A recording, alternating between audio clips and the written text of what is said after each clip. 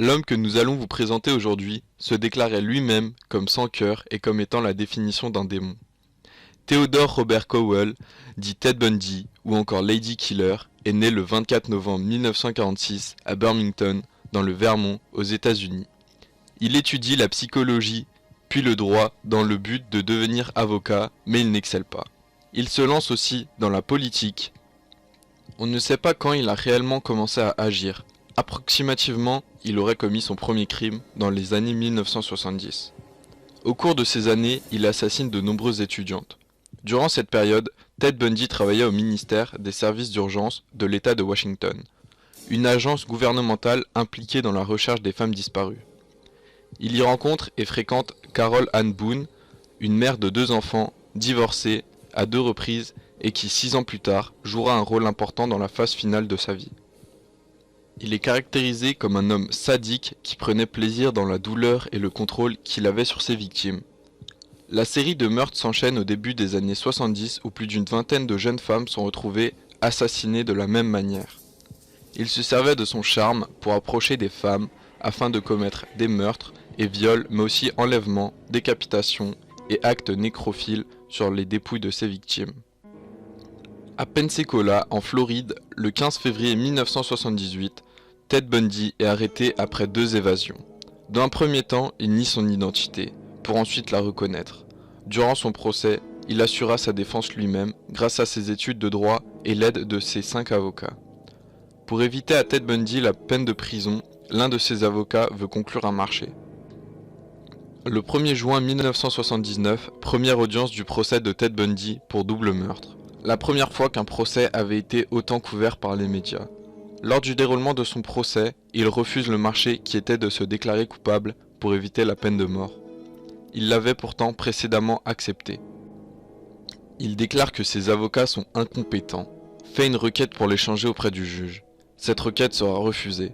Son avocat consultant se voit forcé de continuer à le défendre. Ted Bundy veut continuer de prendre part à son procès, donc il est attribué co-consultant par le juge. Le 24 juillet 1979, le jury reconnaît Ted coupable des meurtres de Margaret Bowman, Lisa Levy et Kimberly Leach. La seule preuve qu'il y avait était une trace de morsure laissée sur le corps d'une de ses victimes, Lisa Levy. Ted Bundy va passer 10 ans dans le couloir de la mort à contester sa condamnation. Il a épuisé tous les cours légaux possibles pour échapper à la peine de mort. Le coût de son procès et de ses appels est estimé à 9 millions de dollars. Durant ces 10 années, il avouera en détail 30 meurtres.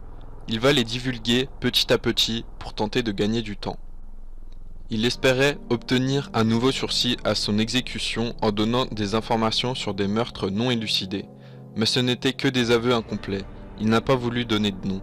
Il avait besoin de manipuler tout le monde pour sauver sa vie. 17 heures avant son exécution, Ted Bundy accepte de répondre aux questions du docteur James Dobson dans une interview exclusive. Il va avouer que c'est la pornographie qui a accentué sa folie sexuelle. Comme une drogue, vous conservez une excitation insatiable jusqu'à ce que vous atteigniez le point où la pornographie ne peut aller plus loin. Au fond, j'étais une personne normale, j'avais de bons amis, je vivais une vie normale, sauf pour cette seule part, petite mais très puissante, très destructrice, que je gardais très secrète. Ted Bundy a remis complètement en cause l'idée qu'un tueur en série est un individu atteint mentalement.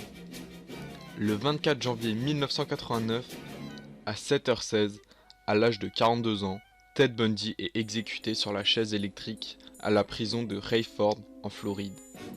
Lorsque la chaise s'est mise en route, certaines lumières de la prison se sont éteintes, puis un homme est sorti en agitant un mouchoir blanc pour annoncer que c'était fini. À ce moment-là, la foule s'est déchaînée. Les gens ont applaudi, crié pour manifester leur joie. Encore aujourd'hui, on parle de lui comme le plus grand psychopathe de l'histoire. Si jamais toutes les informations évoquées précédemment sont vérifiables dans les œuvres cinématographiques disponibles en description.